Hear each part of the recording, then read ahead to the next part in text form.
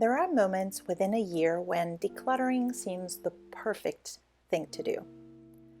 For me, one of those moments happens to be the beginning of a new year. Because the beginning of a new year feels like a blank new page, a fresh new chance, and a fresh new start.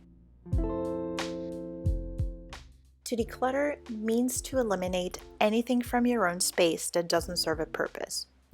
You don't use it, you don't need it, you don't really like it. When I declutter my space or home, I don't do it in one go, but I proceed per categories as needed: clothes and accessories, books, junk drawer, etc. This means that I don't always do necessarily everything in one day, and that's okay.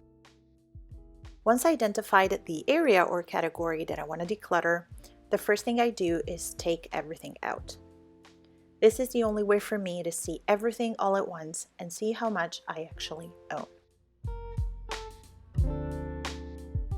Then, I take every single item in exam and I ask myself, do I use this? Did I use it within the last year or so? Am I keeping it because I am sure it has a purpose, or rather because I am more attached to an idea that I made up in my head? Do I need it? Does it mean something to me?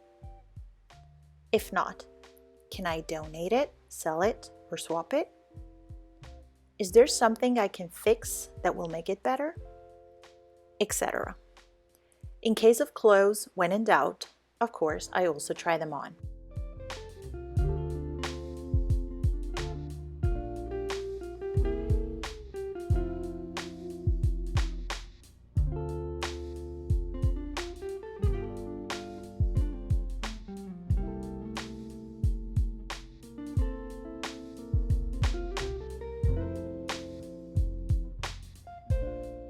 Asking myself these questions helps me to understand whether or not an item for me is purposeful or not, and therefore worth to keep.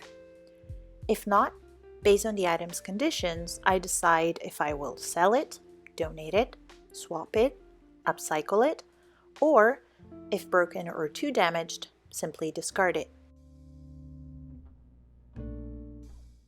After I have decluttered, I try to organize everything in a way that remains tidy and makes sense. Having less stuff to deal with gives me the opportunity to better organize the stuff that I keep.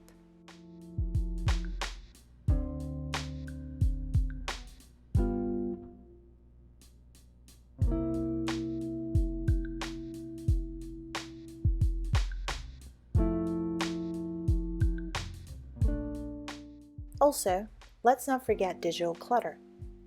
Digital clutter doesn't physically take up space in our home, but it is as equally important. Emails, photos, apps, various downloads, files. If we don't keep them under control, it might get overwhelming in the long term. Is your email box organized, or do you still have random emails from, 2007 in it? How many photos do you have on your phone? Do you need all of them? Do you have backup of important files, or just a big mismatch of files that you don't even remember that you have on your phone or computer? How does your home screen or desktop look like? Just as you would do for your physical items, take your time and try to find out if something is purposeful or not.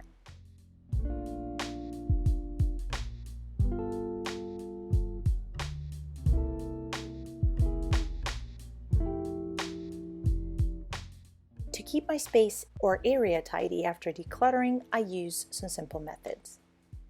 Number 1, I buy less stuff. I find that living minimally and simply resonates with me in so many ways, and having a clutter-free space is just one of the benefits. Number 2, one in, one out rule.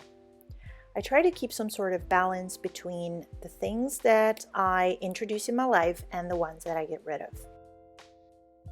Number 3, a place for everything and everything in its place. I put something back right after using it instead of leaving it in random places around the house. It only takes a few seconds and prevents tons of time and energy from being wasted afterwards when clutter piles up again. Number 4, I make a periodical check of my items, both material and digital. This helps me to stay more organized and prevents clutter from accumulating. I hope you have enjoyed this video. If you did, like it, share it, leave a comment, or subscribe to my channel. Thank you guys so much for watching. I'll see you in my next one.